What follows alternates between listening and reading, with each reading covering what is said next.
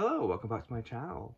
A few things have happened past few weeks. I had COVID last week, so I was able to read 3 books during that time that I was off work, other than feeling pretty crappy. So that was good in the sense for my reading, but not so good in sense of my overall health, well-being, and bank balance. I was back to work this week, so my reading went down, but everything else is I'm feeling much better. Um, and I also noticed I got the community tab. YouTube finally letting me have that, which is great fun. So I can keep everyone updated more when I'm not able to make videos. We can still have a little bit of a dialogue going, which is nice. That's kind of really what I wanted. But today I'm just going to do the recent reads of the 3 books I mentioned that I finished last week. First up is When No One Is Watching by Alyssa Cole. Alyssa Cole is known for romance novels, but this one is a thriller. This was published in 2020, very much tapping into what was going on during 2020 with all the racial politics very much in the air.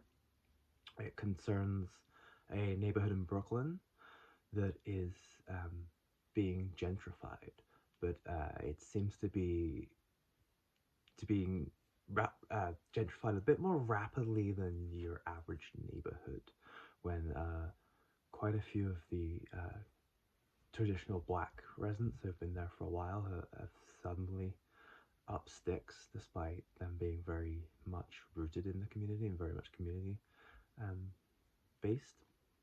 And it follows our protagonist Sydney, who has just moved back from Seattle after the divorce to come care for her mother, who is elderly and with illness. And yeah, the plot ensues from there. It was a pretty solid read, good general fun.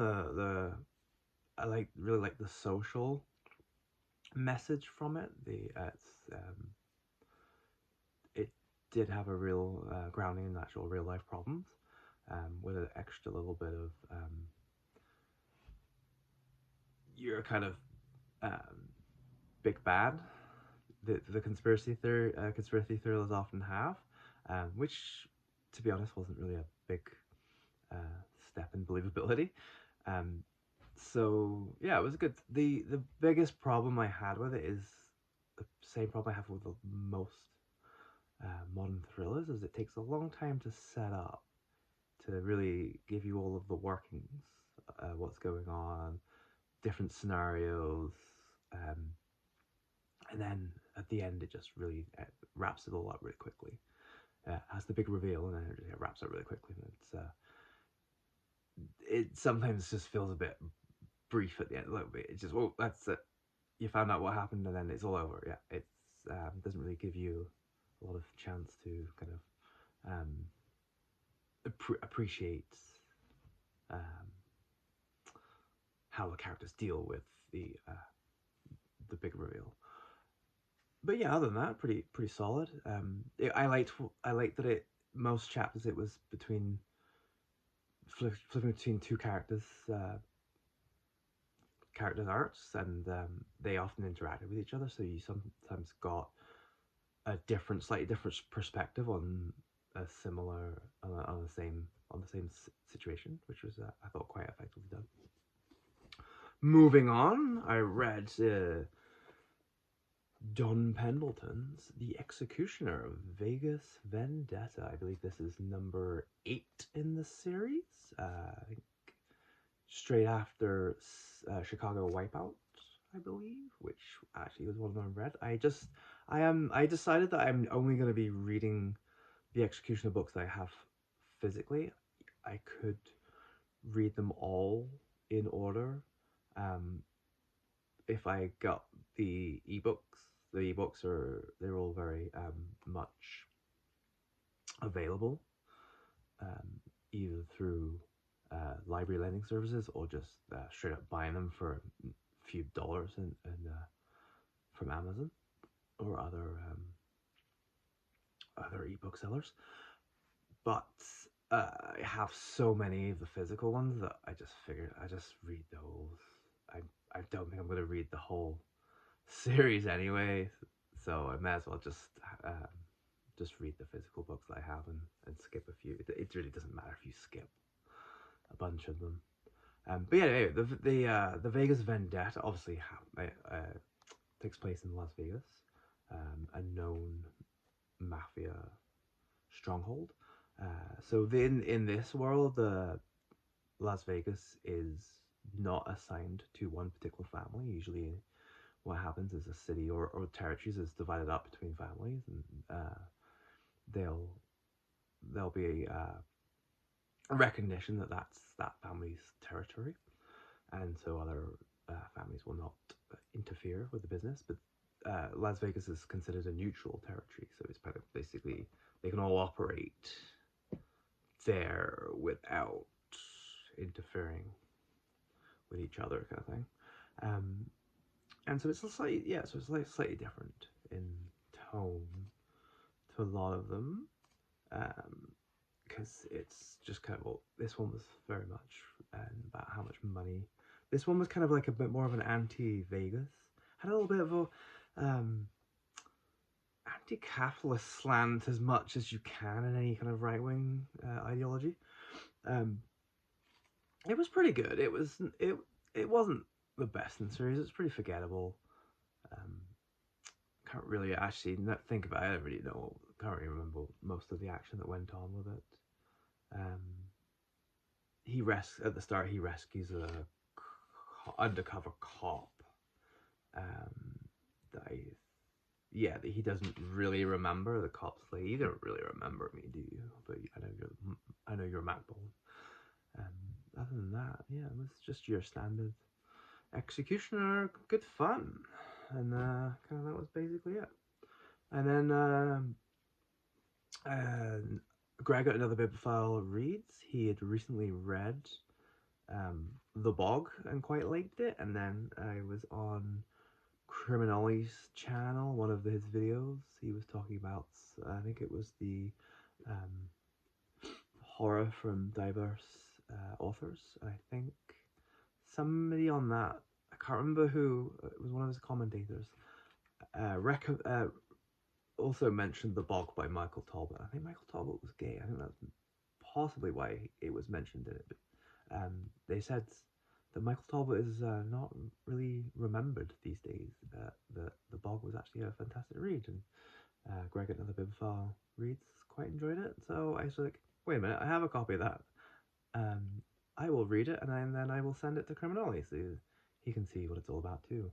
And yes, I really enjoyed this. I don't read a lot of horror. I especially don't read a lot of kind of more fantastical horror. But this was kind of right up my alley for two reasons. Firstly, it is set in Dartmoor in the southwest of England, an area I know very well. So that was pretty good to see that. And then secondly, it's set in a bog, and I'm very interested in peat bogs and the preservation of kind of really old people and cultures. That it tends to preserve the bodies of people who died thousands and that, like millennia ago, and they've made some incredible discoveries. And this is what it's set around. So we have your man, who's a professor, David. David is a professor in London. He's a American who is assigned to basically kind of make his big career discovery on an archaeological dig, and he has his underling working out in Dartmoor in the bogs, and he makes a big discovery. So he uproots his whole family to Dartmoor to investigate this discovery of a person who lived around, I think it was 53 BC, around the time the Romans were just conquering and controlling Britain there. Um, so it's there is not only this finding might shed light on the old Britons of the Anglo-Saxons of the time, or even might even be Celtic peoples that were living there. It might also shed some light on the Roman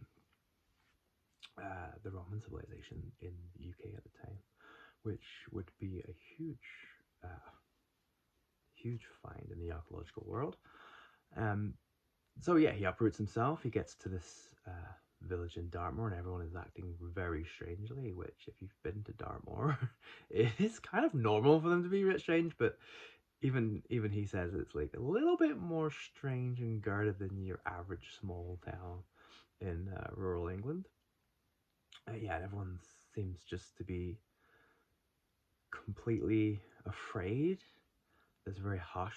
Anytime anyone even mentions the bog and the the rich guy, oh, what's his name? Rich guy's name. The rich guy that's the kind of the lord that's his property's adjacent to. Anytime anyone even barely mentions it, they get hushed up immediately by the other villagers. Everyone seems to be just living in fear. Um, Strange things happen early on. The family dog goes missing. There's just lots of weird sounds. Um, and yeah, basically it's gets all very mysterious. Um, but you do find out kind of what's going on a little bit earlier. Like it's kind of the difference between um, this novel from I believe the 80s, this horror novel from the 80s versus the kind of conspiracy thriller from 2020, where the you do have a lot of mystery, but then you find out what's going on just before the middle of the book, kind of really, and then a lot of action takes place, and a lot of you really get to see the reactions of all the characters and um, the realization of what is going on and how they're reacting to it, and kind of the different stages of emotions that they go through um, before the ending of the book. Whereas I feel like um, the more modern, you don't really get that. It's like all the build up. It could go. It's more of There's actually the when no one is watching, it's actually closer to your old crime books, your old golden age crime mysteries, where it's all mystery up until the end, and it's wrapped up really quickly, and you don't get a lot of the after. Once you discover what's going on, it's like kind of that's you don't really get the after effect of that. Whereas this horror novel from the 80s actually did a really good job of showing you once you found out about how that had an effect and how the characters resolved it. I thought it was really good. It was actually I think I ended up giving it like a 3 star. I just do it the star ratings as kind of a reference to me, but now that I'm thinking about it, I think actually it was much more impressive than I gave it credit for originally. I did really actually enjoy the novel. It was good fun. Um, I guess what let me down actually is the two things that let it down for me a little bit is clearly it's an American writer writing about about England. Um, Probably hasn't spent that much time in England, if any, because there's just a few things that were very wrong in there's just like there was a couple things that you mentioned that I was like, yeah, it's not quite right, especially as I know the area quite well, um, and it was just the writing was quite simple, and I guess in this kind of thriller, this kind of horror novel, it's kind of like it's kind of similar to the John Saul um, horror novels where it's just it moves along, it's very plot driven, not very rich characters. I'm the kind of novels I read, even though they're even though they're usually trashy, they're more character based, and the writing around the characters is usually a lot better and more fun. Um, yeah, even something like The Executioner, it's even though there is a lot of action, the real I feel like the real meat of the story, meat of the bones of Executioner novels is the character of Mac Bolan, and I feel like Don Pendleton especially does a very good job of writing um, the character very well. Even though on the surface it's quite a superficial character, I think the character it's still character driven. Um, there's a certain way it's written that I really like, whereas the Bog was just a lot more plot driven, and I didn't really like any of the characters. A lot of the characters were pretty annoying, especially David, because he's very character driven. He's very career driven. It takes a while for him to realize that he should probably be putting his family first, again, over any of his career and achievements and notoriety that he would get from these discoveries. But anyway, all in all, I really enjoyed it, and yeah, this book will be winging its way to Criminology very shortly. So look out for it on his channel, and he'll probably have a much better review than I just did. And also go check out Greg at Another Bibliophile Reads his thoughts of the Bog. I will link that down below for you. And other than that, currently reading Laidlaw by William McIlvanney, which is said to be really the book that started Tartan Noir, which is basically dark Scottish crime. Uh, if you're thinking of what like Tartan Noir would be, kind of like your Ian McEwan's, your Val McDermott's, Denise Mina type books. A lot of people see them as a kind of Scottish version of Scandi Noir.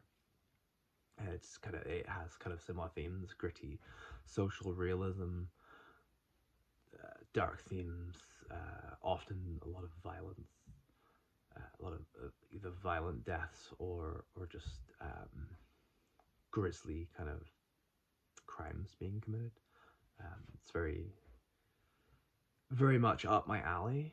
In terms, I have read a fair bit of Tartan Noir, but I have not read William McIlvanney, so I'm correcting that this week, and hopefully I will have my thoughts with you very soon with that novel. I'm about a quarter of the way through, so hopefully get that finished this weekend. Other than that, we'll see you soon. Right, bye.